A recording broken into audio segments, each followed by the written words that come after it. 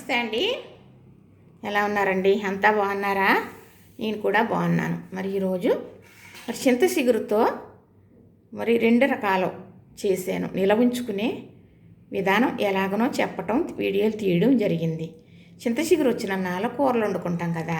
చింత చిగురు లేనప్పుడు కూడా వండుకోవాలంటే పూర్వం ఇలానే చేసుకునేవారు. ఈ చింత చిగురు చక్కగా ఉప్పేసి కుమ్మేసి అప్పుడైతే రోట్లోని రోకల్లో రోళ్ళు ఉండేయండి. రోట్లో కుమ్మేసి బిళ్ళలు చేసేసి ఎండలో పెట్టేసుకునేవారు.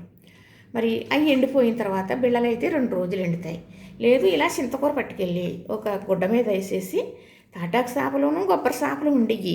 ఆ సాప మీద ఏదన్నా పాత పట్టేసి ఎండలో పోసేసేవారు. మధ్యాహ్నం పొద్దున్న వేసారనుకోండి, ఎండలు బాగా ఉంటే మధ్యాహ్నానికి ఎండిపోతుంది. ఇలా పలసగా పోసేస్తారనమాట.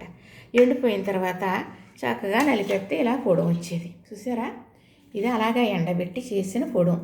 అలాంటప్పుడు ఇది ఒక 10-15 కూరలు ఉండవచ్చు ఈ పొడం. మరి ఈ పళ్ళు నిండా ఉండేటంత చింతకూర ఎండబెడితే ఇంత పొడం వచ్చింది. మరి అలాంటప్పుడు ఎంత వేసుకోవాలి? ఇంత వేసుకుంటే చాలు, కూర అయిపోతుంది అనమాట. ఇది అలా ఎండబెట్టి నిల్వ చేసుకున్నది.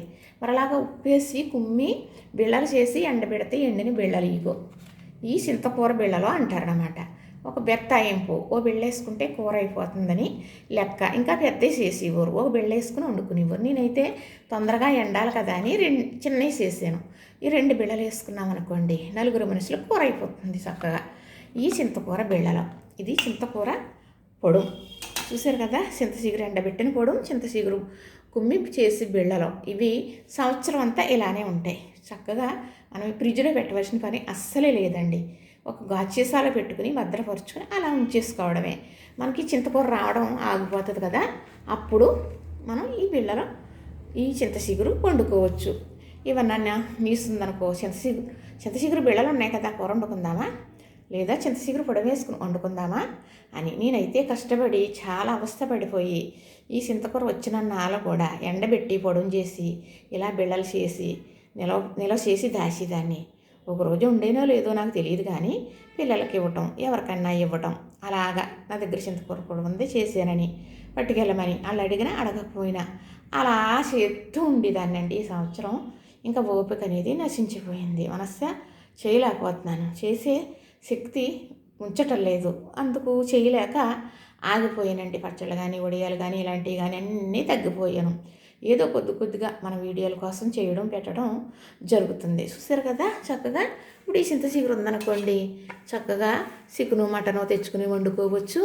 లేదా ఇలా పళ్ళులు వేసి ఎండలో పెడితే ఎండిపోద్దండి. ఇది 2 కూరలు వండుకోవచ్చు కదా, చక్కగా పొడవు అవుతుంది. అలాగా చేశానండి. పూర్వం ఇలానే చేసుకునేవారు. రోట్లో వేసుకుని కుమ్ముకునేవారు.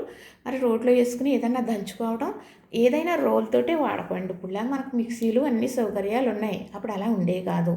ఇలాగా అప్పుడు కూడా నిల్వ చేసుకునేవారు. ఇప్పుడు మనం మిక్సీలు ఉండి మరి ఫ్రిడ్జ్ నుండి కూడా నిల్వ చేసుకుంటున్నాం కదా. అప్పుడు ఏమీ లేకపోయినా ఇలా చక్కగా నిల్వ చేసుకునేవారు. చక్కగా ఇది ఒక సీసాలోని ఈ ఒక సీసాలో పెట్టేసి భద్రపరుస్తానండి. మనకు చింత చిగురు రావడం ఆగిపోతుంది కదా, అప్పుడు వండుకుందాం. అలాగే మన వాళ్ళందరికీ కొంచెం ఇచ్చుకుందాం. సరేనా? లైక్ చేయండి, షేర్ చేయండి, సబ్స్క్రైబ్ చేయండి.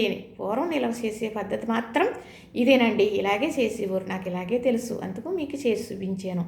ఎప్పుడూ చేస్తూ ఉంటాను.